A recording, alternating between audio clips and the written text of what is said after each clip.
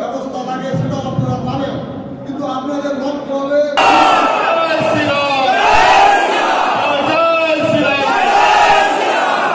সকলকে বিজেপি পরিবারে স্বাগত জানাই। আমাদের এই সিট মোদীজির হাতে তুলে দেওয়ার জন্য আপনাদের সকলকে আমন্ত্রণ করছি।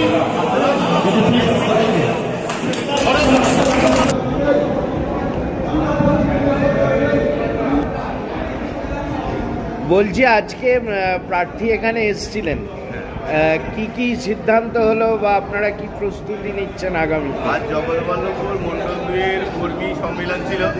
এই কর্মী সম্মেলনে সমস্ত বুথ স্তরের কার্যকর্তা ও আমাদের যে মণ্ডল স্তরের যত কার্যকর্তা আছে তাদের নিয়ে আগামী 20 তারিখ যে লোকসভা নির্বাচন আছে সেই লোকসভা নির্বাচনে আমরা যাতে জয় নিশ্চিত করতে পারি তার প্রস্তুতি ছিল।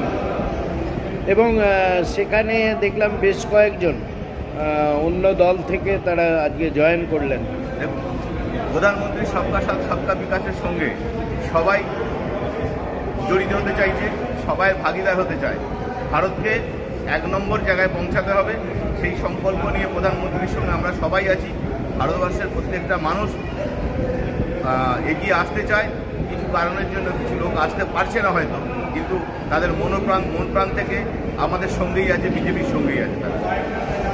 শাসক দল দাবি করছে যে শ্রীরামপুর লোকসভা কেন্দ্রে বিজেপি প্রার্থীকে প্রায় 2 লক্ষেরও বেশি ভোটে হারাবেন। দেখুন, এটা পঞ্চায়েত ইলেকশন নয় যেটা চুরি করে ছাপ্পা করে সন্ত্রাস করে ভোট বক্সে ভোটটা বাড়িয়ে নেবে। এটা লোকসভা প্রধানমন্ত্রী ভোট, ঠিক আছে? একটু বুঝে চলতে বলবেন, সন্ত্রাসটা করতে পারবে না। মানে জয় সম্পর্কে, প্রার্থীর জয় সম্পর্কে আমরা জগৎবল্লভপুর মণ্ডল 2-এর সমস্ত কার্যকর্তার তরফ থেকে আমি বলবো যে আমরা জয়ের পক্ষে নিশ্চিত। শ্রীরামপুর জিতছেই। এবং কতটা মার্জিন বাড়বে আর কি? দেখুন, ভোটের ফল যতটাই হোক, আমি একটাই বলবো না যে লক্ষ লক্ষ ভোটে আমরা জিতব। আমরা যদি 1 ভোটেও জিতি সেটাও জয়, এটাই আমরা চাই। আমরা জিতবো, এটাই শেষ কথা। আপনার নাম?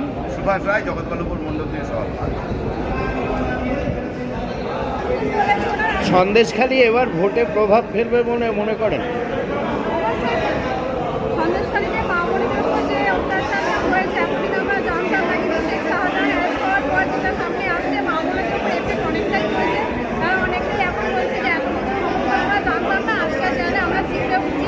ভবিষ্যতে না আমাদের এখানেও এরকম সন্দেশখালী হয়ে না যায়, তাই আমরাও এবারে বুঝিয়ে দেবো। তো মানুষের কাছে গেলে এটাই ওনারা বলছেন যে চিন্তা করতে হবে না, আমরা সন্দেশখালীতে কী ঘটেছে দেখেছি। তাও আমরা দেখছি যে আমাদের আছে, আমাদের ভবিষ্যৎ প্রজন্ম ছেলেমেয়েরা, আমাদের পরবর্তী প্রজন্মের যারা মেয়েরা আছে, মহিলারা আছে, তাদের কথা ভেবে অন্তত আমাদেরকে মানে সামনে এসে আমরা প্রতিবাদ নাই করতে পারি, কিন্তু আমরা ভোটের মাধ্যমে তার জবাবটা দেবো। কি কি এখনো মানে এখানে উন্নয়ন বাকি আছে?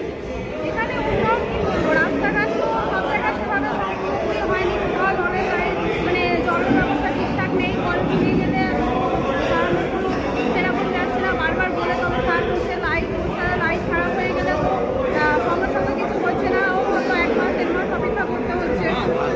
প্রথমত আমাদের যেটা সমস্যা হচ্ছে, আমাদের পাটিয়াল স্টেশন থেকে খাদারঘাট যাওয়ার এই পাটিয়াল থেকে শরীরতলা রাস্তা পর্যন্ত যে রাস্তাটা পুরোপুরি অন্ধকার, দুপাশে মাঠ, মাঝখানে রাস্তা, মেন রাস্তা, অথচ ওইটুকু রাস্তার মধ্যে কোনো আলো নেই। এবং ওই রাস্তার মধ্যে দিয়ে অনেক মহিলারা যাতায়াত করেন, এমনকি হচ্ছে কি যাতায়াত করার সময় অনেক মহিলার ওপর মানে বাজে ঘটনাও ঘটেছে। হয়তো কোনো মহিলা সাইকেল নিয়ে যাচ্ছে, বাইকে করে আসছে, তাকে কিনে দিয়ে চলে গেলে, তিনি সাইকেল নিয়ে পড়ে গেলেন। বা আমি যখন একটা সার্ভিস করতাম তখন রেগুলার যাতায়াত করতাম, তো আমার সাথে একজন যেতেন, ওই ট্রেন যাত্রী একজন মহিলা বলছিলেন, তো আমি একদিন সাইকেল নিয়ে কাছ থেকে ফিরছি, বেশি না 8টা নাগাদ। তো সেই সময় একজন এলো, আমি আসছি, আমার পিঠে মানে বাইকে করে আসছিল, পিঠেতে মেরে দিয়ে চলে গেল। কেন কি ওখানটা পুরোপুরি অন্ধকার, কেউ কাউকে কোনো রকম কিছু করলে দেখতেই পারবে। তো আমি চাইছি এই এতটুকু মেন যে রাস্তা, যেখানটা হচ্ছে এখান থেকে পাটিয়াল থেকে খাদারঘাটের দিকে মানে অনেক ছয় লোক যায়, মানে যে যাতায়াত করে, মহিলা পুরুষ সবাই, সেই রাস্তাটা যে এই অন্ধকার, তো একটা নারী সংখ্যার তো প্রশ্ন রয়েই আছে। এই রাস্তায় খারাপ ঘটনা ঘটেনি যে তা না, অনেকেই